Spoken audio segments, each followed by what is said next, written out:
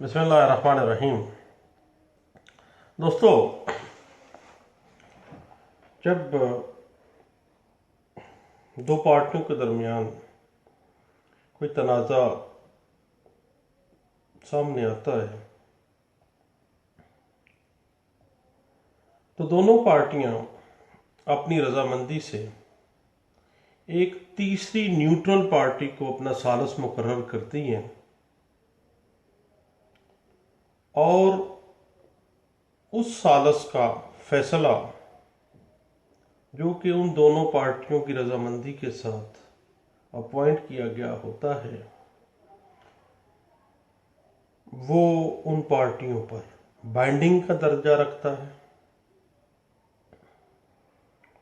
Arbitration बुनियादी तौर पे किसी तनाज़े के हल का एक तरीका है जिसमें एक थर्ड पार्टी तस्वीया कराती है।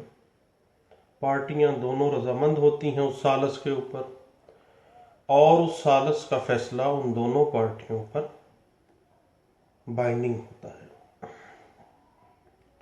आर्बिट्रेशन एक्ट 1940 एक फेडरल लॉ है, स्टेट लॉ है।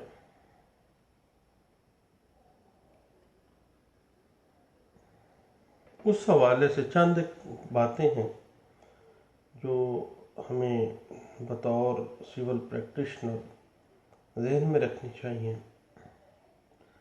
कि सालसी एक्ट की जो भी कार्रवाई है उस पर रेस जुडिकाटा का इतलाक होता है। सेक्शन 11 ऑफ CPC 1908 कि between the same parties and on the same cause of action, पहले कोई मामला कोई केस अगर हल किया जा चुका है तो अब दोबारा वो केस दोबारा उसी काज ऑफ एक्शन पे तनाज़ा नहीं आना चाहिए। रेस जुडिकाटा अप्लाई होगा और सालसी कार्रवाई के ऊपर भी वो एप्लीकेबल होता है। ये बात कही गई है 2017 CLC पेज है 466 में। और जो पार्टियां अपनी रजामंदी से सालिस मुकर्रर करती हैं उनके ऊपर सालिस का फैसला, सालिस का जो अवार्ड है वो इन्फोर्सेबल बाइंडिंग फोर्स रखता है और जो शख्स वाहदा सालिसी में पार्टी नहीं है उसके खिलाफ जो सालिस का अवार्ड है वो इन्फोर्सेबल नहीं है। ये बात 2017 PLD बलूचिस्तान हाई कोर्ट का फैसला है, पेज है 29।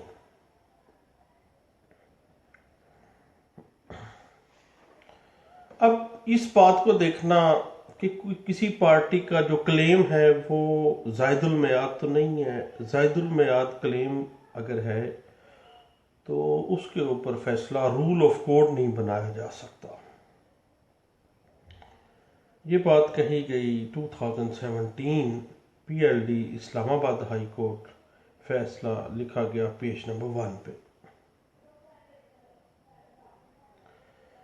जो सेक्शन 21 है आर्बिट्रेशन एक्ट की, ये मैंडेटरी एक बात बनाती है कि सालसी एक्ट जो है तकर्री सालिस के लिए तमाम मुतल्लिका फरीकैन के रजामंद होने को मैंडेटरी करार देती है। तमाम जो फरीकैन हैं उनका सालिस की सालिसी के लिए हवाले से, उसकी तकर्री के हवाले से रजामंद होना ज़रूरी है। उनकी रजामंदी के बगैर वो सालिस को नहीं समझा जाएगा कि ये बतौर सालिस काम करें। ये जो सेक्शन 21 ऑफ आर्बिट्रेशन एक्ट 1940 है, इस रूल की इंटरप्रिटेशन की गई है 2016 MLD, पेज है 1157।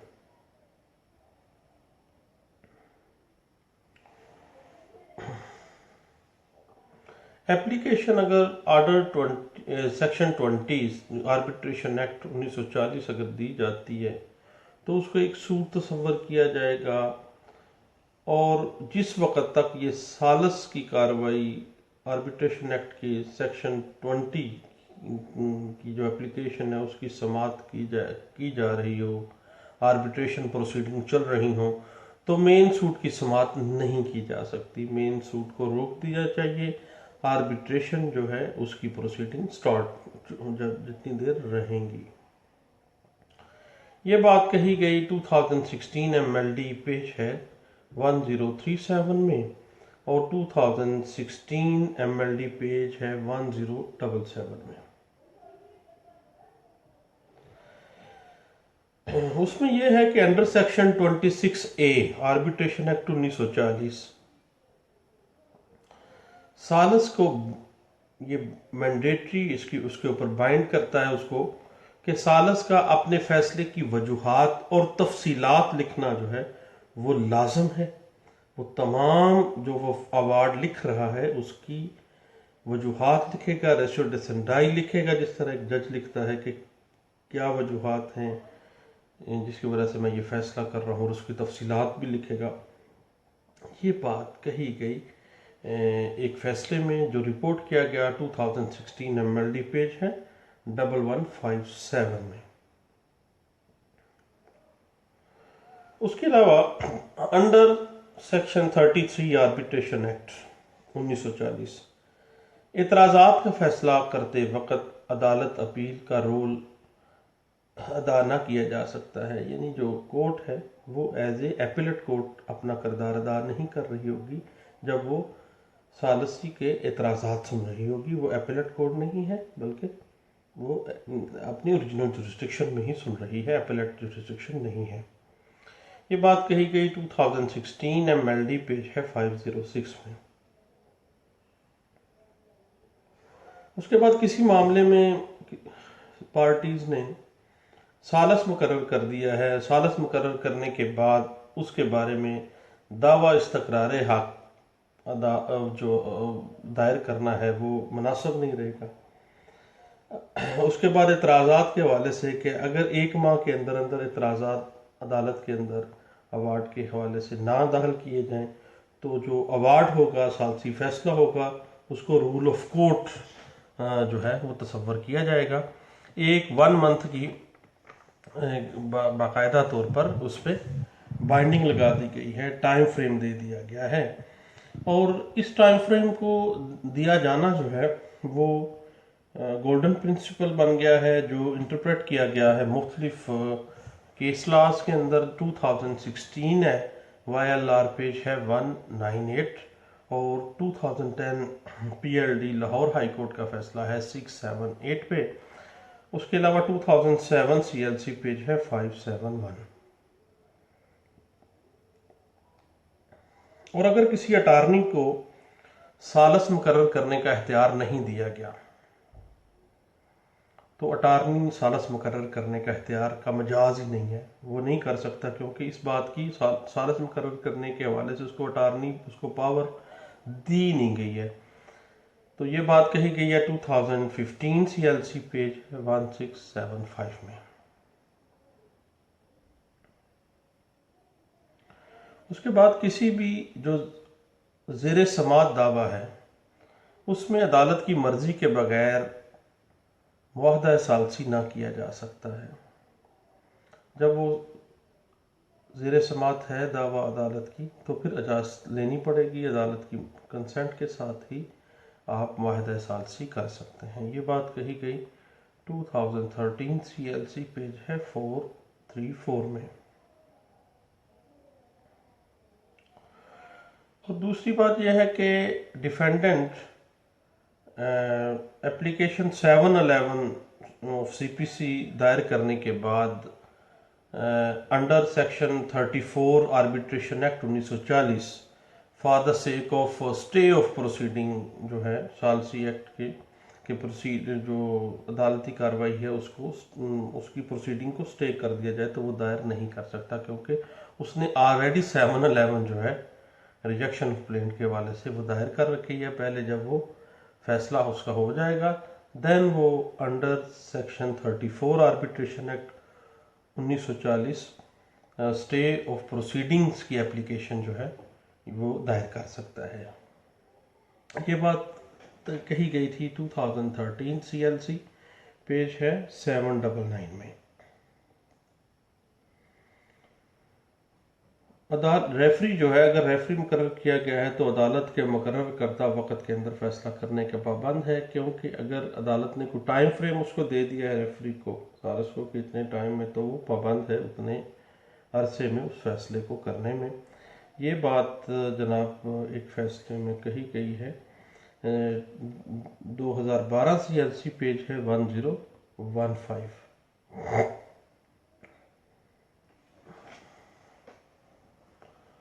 उसमें सालस और रेफरी दो अलग अलग खास होते हैं। रेफरी वो बंदा होता है जिसको अदालत मुकर्रर करती है, सालस वो पार्टियां खुद मुकर्रर करती हैं। और रेफरी का जो फैसला है वो काबिल पाबंदी है, और जबकि सालस को बाकायदा ट्रायल में पेश होना पड़ेगा, बाकायदा आके अपना बयान रिकॉर्ड करवाना पड़ेगा। ये बात कही गई 2012 CLC पेज है 1015। उसके बाद कारपोरेशन की तरफ से, किसी कंपनी की तरफ से सिर्फ वही शख्स सालस को मुकर्रर कर सकता है, वही बंदे के पास अथॉरिटी हो सकती है किसी सालस की मुकर्ररी के हवाले से, जिस बंदे को बोर्ड ऑफ डायरेक्टर्स की मीटिंग के अंदर इसका इख्तियार दिया गया हो। अदरवाइज कंपनी या किसी कारपोरेशन की तरफ से कोई बंदा सालस मुकर्रर नहीं कर सकता, क्योंकि जो कंपनी या कारपोरेशन है वो आर्टिफिशियल पर्सन है, और उसकी तरफ से एक बंदे का मुकर्रर किया जाना और उसका बोर्ड ऑफ डायरेक्टर से उसकी पावर लेना ज़रूरी है। ये बात कही गई थी 2009 CLC पेज 291 में।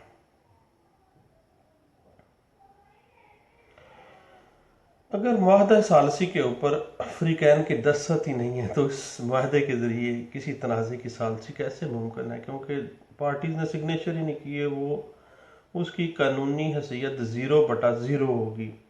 ये बात कही गई 2009 CLC पेज 291 में। उसके बाद बजरिया दरख्वास्त अंडर सेक्शन 5 आर्बिट्रेशन एक्ट 1940 जो है, सालस की तकर्री को मनसूख किया जा सकता है। अपील की स्टेज पर तकर्री सालस पर इतराज़ नहीं किया जा सकता। यानी अगर सूट अपील पे चला गया है, देन आप पार्टी को याद आ गया कि वो सालस ठीक नहीं था, तो उसको चाहिए था कि वो जिस वक्त वो मामला चल रहा था उस वक्त ही वो अंडर सेक्शन 5 आर्बिट्रेशन एक्ट 1940 मनसूही तकर्री सालस की एप्लीकेशन देता। अदरवाइज अपील की स्टेज के ऊपर तकर्री सालस के ऊपर कोई एतराज़ नहीं कर सकता, उसने अपनी कंसेंट के साथ ही उसको मुकर्रर करवाया था। ये बात कही गई 2009 CLC पेज 56 में।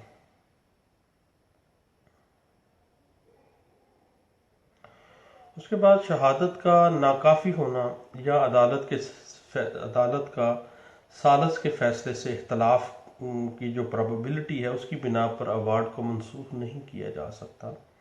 ये बात कही गई थी 2008 CLC पेज है 798 में।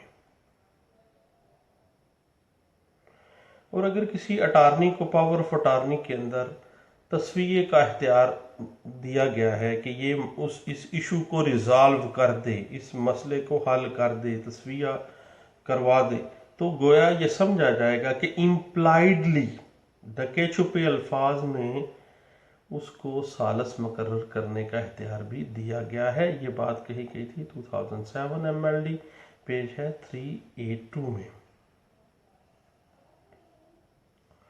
उसके बाद फ्रीकैन को एतराज़ात दाखिल करने का मौका दिए बगैर अवार्ड की वजह से, अवार्ड की बिना पर डिग्री पास नहीं की जा सकती। यानी पहले फ्रीकैन को मौका दिया जाएगा कि अगर उनको अवार्ड के ऊपर कोई एतराज़ है तो वो विद इन टाइम अदालत में दाखिल करें। अगर एतराज़ात दाखिल करने का मौका ही नहीं दिया गया, उस अवार्ड के ऊपर ही डिग्री जारी कर दी गई है, तो ये इलीगल है अदालत की तरफ से। ये बात कही गई 2007 MLD पेज है 1366 में।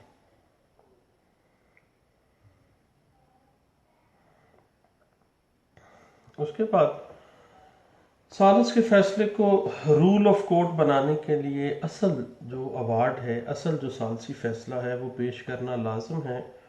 अगर फोटोकॉपी उठा के अदालत में ले आए हैं तो वो इनएडमिसिबल है, वो उसको एडमिसिबल नहीं समझा जाएगा, काबिल दहाल शहादत ही नहीं होगी वो। ये बात कही गई 2006 MLD पेज 907 में। और अगर सालसी तो करवा दी गई लेकिन वो रजिस्टर्ड ही नहीं करवाया गया अवार्ड, तो याद रखिएगा कि गैर रजिस्टर्ड अवार्ड जो है कोई राइट क्रिएट नहीं करता। जो गैर रजिस्टर्ड अवार्ड है वो कोई राइट क्रिएट नहीं करता, उसकी लीगल वैल्यू उस राइट की जो अज्यूम किया जा रहा है वो 0/0 होगी, कोई नहीं होगी। ये बात कही गई थी 2006 MLD पेज 907 में।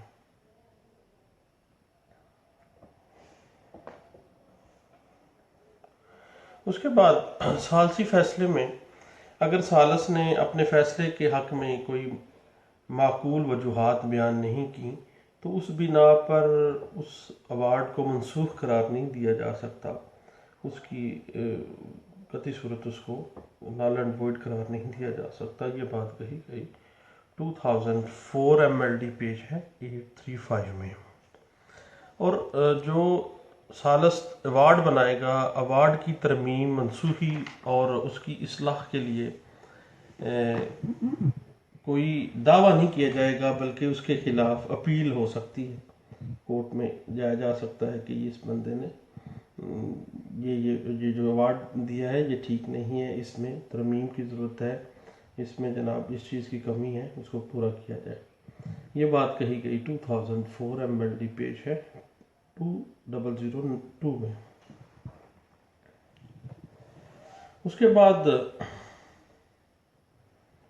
अगर मुआहदा तकर्री सालसी मौजूद नहीं है, पार्टीज ने कोई मुआहदा तकर्री या सालसी साइन ही नहीं किया, ऐसा कोई मुआहदा हुआ ही नहीं है, तो अवार्ड दे दिया गया है, मुंह ज़बानी पार्टी ने अगर कह दिया है बगैर मुआहदे के कि जी इस बंदे को सालस मुकर्रर करवा लेंगे या कर लेते हैं, और अगर मुआहदा सालसी बाकायदा तौर पर कोई बनाया नहीं गया, उस पर पार्टीज की कंसेंट नहीं ली गई, तो उस बिना पर सालसी फैसला नहीं किया जा सकता। ये बात कही गई 2003 CLC पेज 6070 में। उसके बाद अगर अवार्ड के ऊपर एतराज़ात किए जाएं और अगर एतराज़ात वो भी मुस्तरद कर दिए जाएं, अदालत उसको उन एतराज़ात को मुस्तरद कर दे, तो ये आर्डर अपीलेबल होगा, उसके खिलाफ अपील होगी। ये बात कही गई 2002 PLJ Lahore high court page 1 में। उसमें दूसरी बात यह है जो आमतौर पे हम लोगों के जहन में नहीं रहता कि जो अवार्ड है, सालसी फैसला है, उसको स्टाम्प पेपर पे लिखने की कोई ज़रूरत नहीं है, सादे कागज़ के ऊपर भी सालसी फैसला लिखा जा सकता है। सालसी फैसला के लिए कोई स्टैम्प पेपर की ज़रूरत नहीं है, कोई जुडिशल पेपर की ज़रूरत नहीं है, किसी किस्म की टिकटें लगाने की ज़रूरत नहीं है, बल्कि जो सालसी फैसला है वो सादे कागज़ पर भी लिखा जा सकता है। इस हवाले से मुख्तलिफ इंटरप्रिटेशंस की गई हैं 2002 PLD सुप्रीम कोर्ट पेज 310 में और 1998 SCMR पेज 816 में और 1994 MLD पेज 2348 में। उसके बाद आर्बिट्रेशन एक्ट के ऊपर जो कोड ऑफ सिविल प्रोसीजर 1908 है ना, वो उसकी एप्लीकेशन मुकम्मल तौर पर काबिल पाबंदी नहीं है, बल्कि एक स्पेशल लॉ भी है और वो अपने तौर पर मामला को चला सकता है। ये बात कही गई 2002 SCMR पेज है 1903 में। और अगर सालस फ्रीकैन को बुलाता है कि वो पेश हों और अपनी शहादत लेके आए, तो फ्रीकैन चूँकि अपनी रजामंदी के साथ सालस मुकर्रर कर चुके हैं, तो वो पाबंद हैं कि सालस के रूबरू शहादत पेश करें। ये बात कही गई 2002 PLD कराची हाई कोर्ट का फैसला है, पेज है 427 में। और अगर बर वक़्त तकर्री सालस के बाद बर वक़्त इतराज़ कर दिया जाता है सालस की सालसी के ऊपर। तो अगर फ़रीक़ैन रज़ामंद नहीं है तो अदालत के पास इख्तियार है कि वो कोई दूसरा बंदा उनकी मर्ज़ी से दोनों की रज़ामंदी से मुकर्रर कर सकती है। ये बात इंटरप्रेट की गई है 2002 PLD सुप्रीम कोर्ट, पेज है 310 में।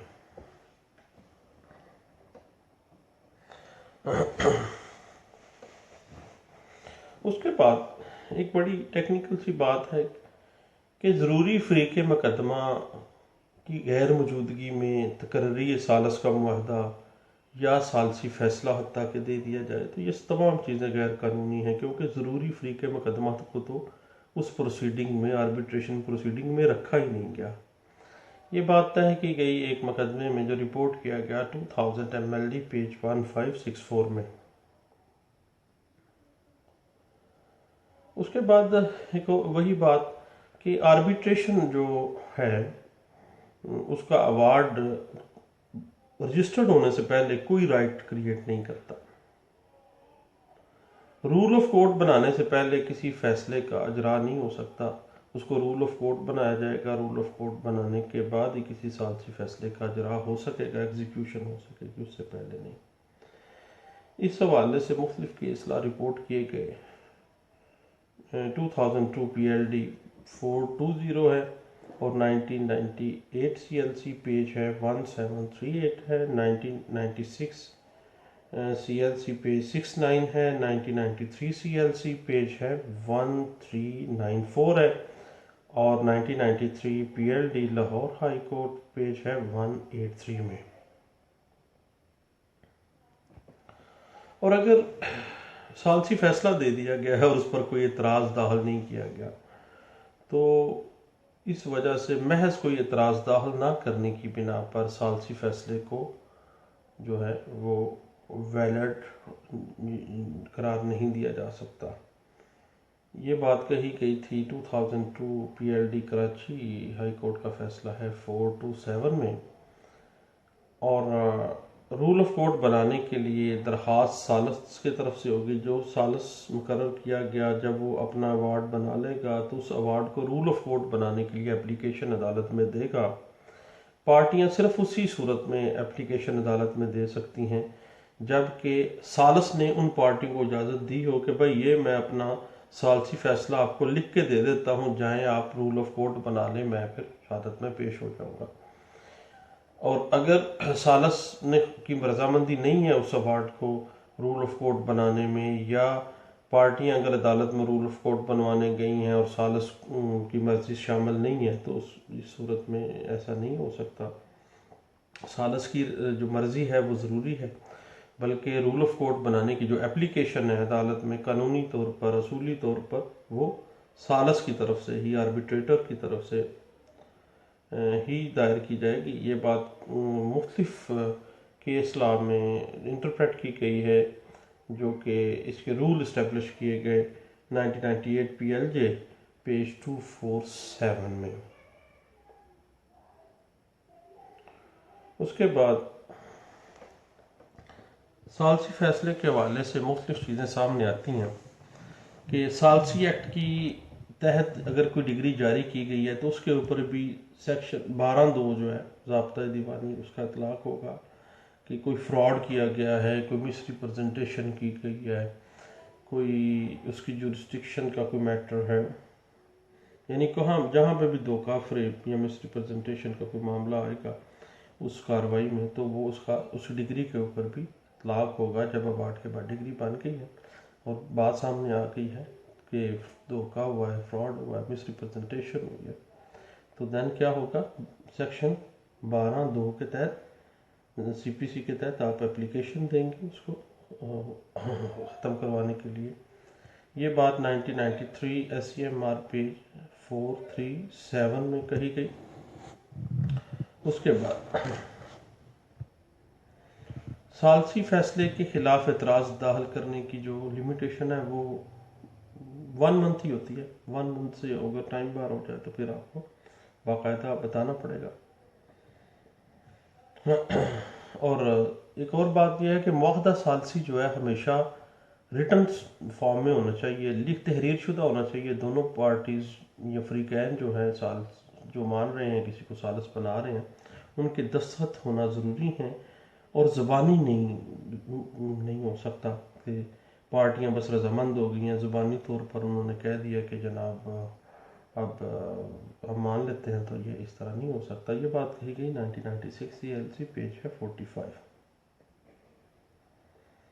उसके बाद अगर पार्टीज पाकिस्तानी हैं और उनके दरमियान कोई तनाज़ा हो गया है, बरून मुल्क किया गया जो सालसी फैसला है, बरून मुल्क की प्रोसीडिंग हुई सालसी की, तो उस सालसी फैसले को पाकिस्तान की अदालतों में भी रूल ऑफ कोर्ट बनाया जा सकता है बजरिया सालस, और सालस की रजामंदी से पार्टीज बना सकती हैं रूल ऑफ कोर्ट। ये बात 1995 CLJ पेज 279 में कहा गया। और सालस के लिए ज़रूरी नहीं है कि वो पार्टीज़ की शहादत लिखे, उनके ऊपर इशू फ्रेम करे, बल्कि वो उनकी शहादत ले, उसमें से अपना तजिया करे, उनको तनाज़े को हल करने की कोशिश करे।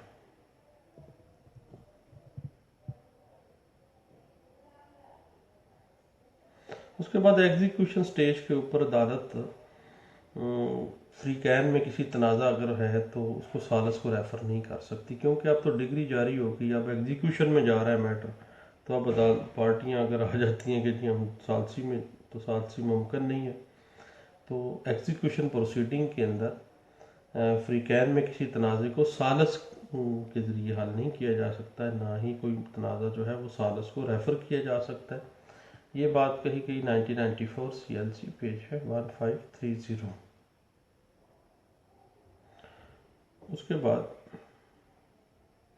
अगर अदालत ने कोई सालस मुकर्रर करना है तो दूसरे फरीक को नोटिस दिए बगैर सालस मुकर्रर नहीं किया जा सकता। दूसरे फरीक को बाकायदा नोटिस देना होगा कि एक ऑप्शन है कि अगर आपका सालस मुकर्रर कर दिया जाए तो उसकी रजामंदी के बगैर नहीं, अगर उसको नोटिस नहीं दिया गया तो दैन सालस मुकर्रर नहीं किया जा सकता। ये बात 1993 SCMR पेज है 530 में कही गई। उसके बाद सालस मुकर्रर हो गया है, सालस की प्रोसीडिंग चल रही है और सालस दूसरी पार्टी को इंटीमेट किए बगैर कार्रवाई की तारीख तब्दील कर देता है, तो ये मिसकंडक्ट है। ये अज्यूम किया जाएगा कि सालस जो है वो बिक गया है या सालस जो है डंडी मार रहा है। सालस के एंड पे ये मिसकंडक्ट मुतसव्वर होगी कि उसने नोटिस दिए बगैर कार्रवाई की तारीख तब्दील कर ली है। ये बात कही गई 1992 CLC पेज है 1093 में। ये जितनी भी सालसी है ये सारी सिविल मुकदमात में है। आर्बिट्रेशन एक्ट 1940 जो है, ये आर्बिट्रेशन जो है ये टोटल सिविल मुकदमात में है। फौजदारी मामलात में सालसी फैसले की कोई अहमियत नहीं है। सालसी फैसला क्रिमिनल प्रोसीडिंग के अंदर 0/0 है, कोई उसकी अहमियत नहीं है।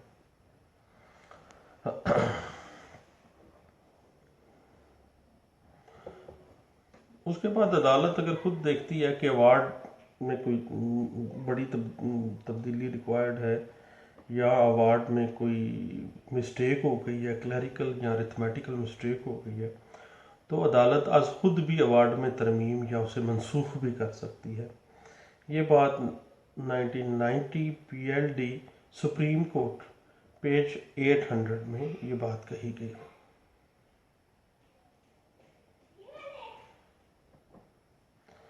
और उसके बाद एक बात बड़ी गौरतलब है फैमिली के हवाले से कि दावा तनसीह निकाह अगर हो या बाजू दावा हो, ये दोनों दावा जात सालस को रेफर नहीं किए जा सकते।